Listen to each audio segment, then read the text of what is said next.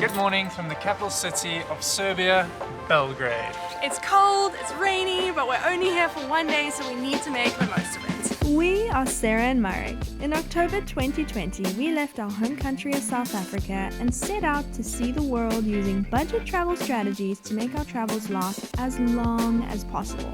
From working on a traditional winery in Georgia, to a sailboat in Turkey, to attempting to hitchhike over 1,800 kilometers in 4 days, our budget travels have by no means been boring or uneventful. We can't wait to see what's next. We've just arrived in Serbia, so of course we need to get a SIM card, some local currency, and try and figure out the public transport here.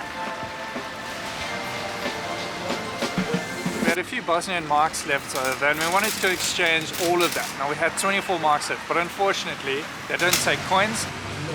No.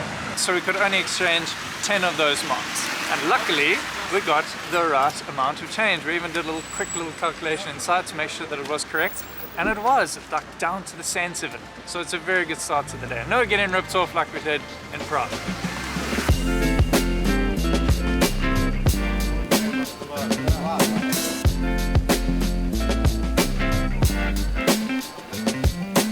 This is the strangest market I've ever seen. I think I just saw a half-used bottle of body lotion that somebody's busy selling.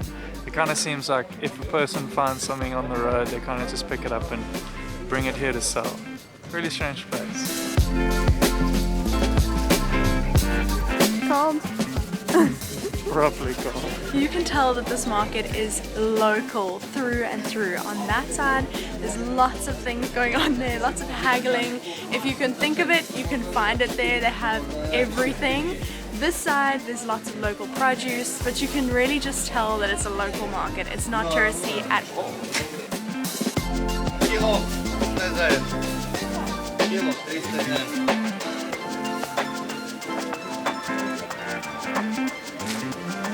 The reason I especially mentioned that was a very local market instead of a touristy one is because I really enjoy local experiences like that. I feel like I just got an insight into the daily lives of people here and what they do on the regular kind of thing. I really enjoy that. That was honestly though one of the strangest markets we've ever been to. I literally just saw a guy selling a burnt copy of FIFA 15 for computer. Like that pretty much sums up what they're busy selling in that place. But distraction aside, we need to still find that SIM card. For anyone interested, a local recommended that we get the Telenor card. We paid 300 Serbian dinar and it gives us about 5 gigs of data. They've also said that it gives you the best and widest range of coverage throughout the country. And that's exactly what we're going to need. We're going to after this.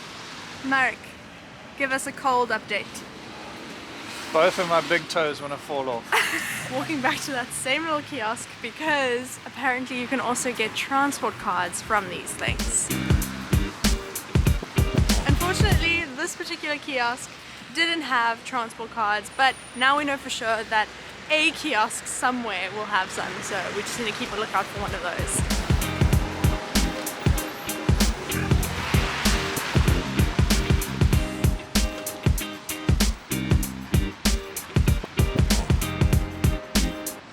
This behind me is the Nikola Tesla Museum.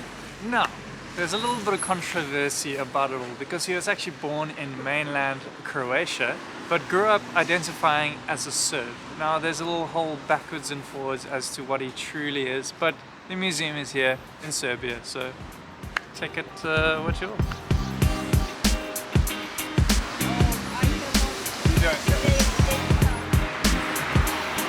It's a little bit concerning. We've just gone to our third little stand and they've told us that they also don't have a transport card. At first we were told that we could find them literally everywhere. And now we are struggling to find just one. Okay, plan B. We're really struggling to get these transport cards and the day is getting away from us. So we have heard that you can use your card on the buses and trams if you have a MasterCard.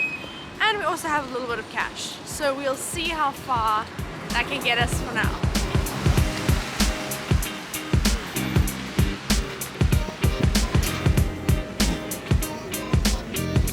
Well, we got into the bus and tried to pay with the card, and the bus driver was like, no, just move. So it's like, normally you'd be like, oh sweet, free ride. But having a free ride like that is so stressful. Because what happens if the ticket conductor comes around and he's like, where's your ticket? And we're like, well, the guy told us, said we could come. He's not going to believe that though. We made it to the first stop at least. Okay, so what are we actually trying to see today? Now, of course, we only have one day, so there is no way we will be able to cover this whole city, even if we had like a week, a month, who knows. This place seems huge. But we have identified a couple of things that we'd like to do. One of the things being trying some Serbian food. Now we are freezing cold, feeling pretty hungry, so that is the next thing on the list, and we're pretty excited about it.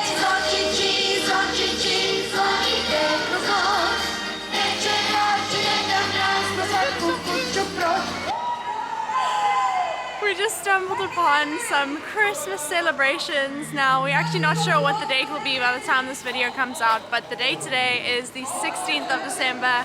So it's the run up to Christmas. There's a lot of Christmassy activities going on around the city, and it was really cool to see. Interesting to hear some carols in a different language.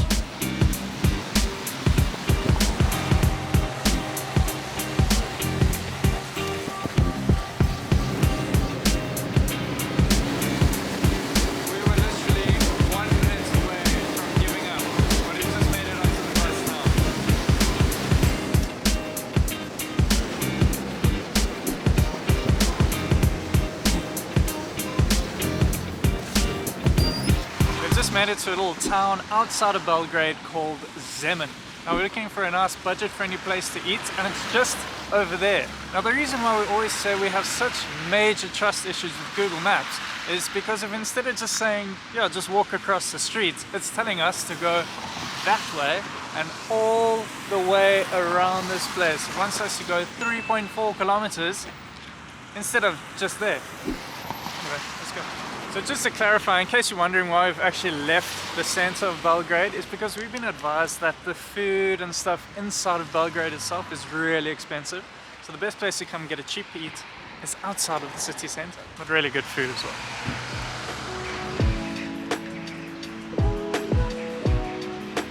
Okay, let's not waste any more time. Our first dish that we're trying is something called kaimak. Now this is basically a dish that's made out of milk. It kind of resembles cheese, but it's not. And it's served as a side dish with any grilled meat. Unfortunately, we're not having any grilled meat now, but we just wanted to taste it anyway. It is really creamy. It's quite salty. It's nice and smooth, like a thick yogurt, thick cheese almost type vibe. I can imagine with a nice piece of meat, this will be delicious. Our next dish is called lebanach, and it's basically a bean stew of sorts. It smells incredible. I'm also a bit scared because it's quite warm at the moment. I feel like I'm gonna burn my mouth. The beans are all really soft. They've been cooked really, really well, but it's got a bit of like a meaty flavor to it. It feels and tastes like a meat stew, but it's beans, and it's quite pleasant. I really enjoy this. The next dish we're trying is called karadordeva snikla. I hope I'm saying that correctly. It's basically prepared beef or pork, and it's filled with this milk cheese stuff. I think it's called kaimak or kajmak, and then it's deep fried. It looks really good, but let's give it a taste and see what it actually... It's difficult to cut though. It almost tastes like a mix between a pork or a chicken schnitzel, and like it has even a cordon bleu kind of taste to it because of the cheese in the middle, but I suppose it tastes similar to those because it's deep fried as well, and most deep fried things would have a similar taste, but it's pretty good. Ah, that was really good, but we actually don't know if it was a good price. Like, was it worth coming all the way out here to this restaurant? Or was it just a regular price? Was it expensive? We did have loads of food, we've got leftovers, but if you're from Serbia, maybe you could let us know in the comments below. Was that a good deal? Was that a regular deal? Was it worth us coming all the way out here?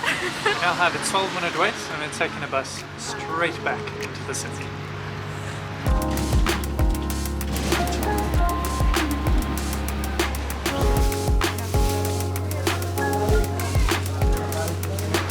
literally the only reason why we're still out and about in this cold weather and we haven't packed away the camera yet is because we want to make a video for you. So if you're still watching at this point, thank you so much. Let us know in the comments if you still are watching at this point with, I don't know, maybe your favorite emoji. Now today has been mainly transport orientated, unfortunately, but we are taking you somewhere pretty cool. Something pretty interesting is that Belgrade actually falls right on the Danube River. Belgrade on this side, Belgrade on that side of the river. Now in the summer it's a really nice place to come and walk around and go for a swim, but in the winter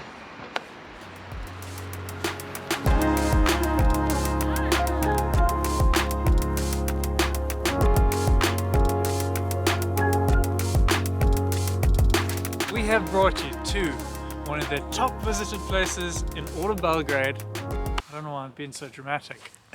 The Belgrade Fortress. The Belgrade Fortress in Kalemegdan Park. Now you may be wondering, why have I been showing you a drone shot? Well, now firstly, the weather is just a little bit iffy, and secondly, we spoke to a few locals last night and just asked for advice in terms of filming and flying a drone and those things, and they just said, rather don't. There's a good chance that absolutely nothing will happen, but there's an equally as good chance that something will happen. And you definitely don't want that second option to happen.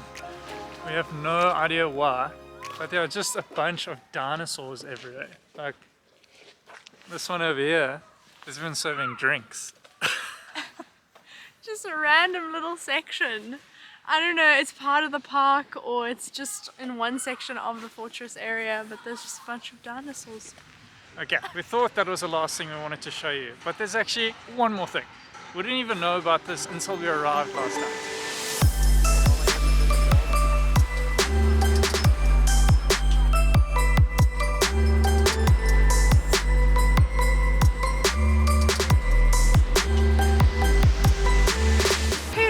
Some beautiful Christmas lights. So tomorrow we're actually heading to a Workaway here in Serbia, and after that Workaway we've got some really exciting travel plans, but we'll tell you guys more about that in the next video. Thank you so much for joining us. We'll see you in the next one.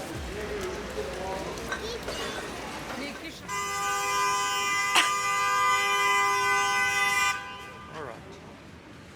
Unfortunately, this particular kiosk, oh, that was rain, it just fell straight onto my bed. Oh, it's cold.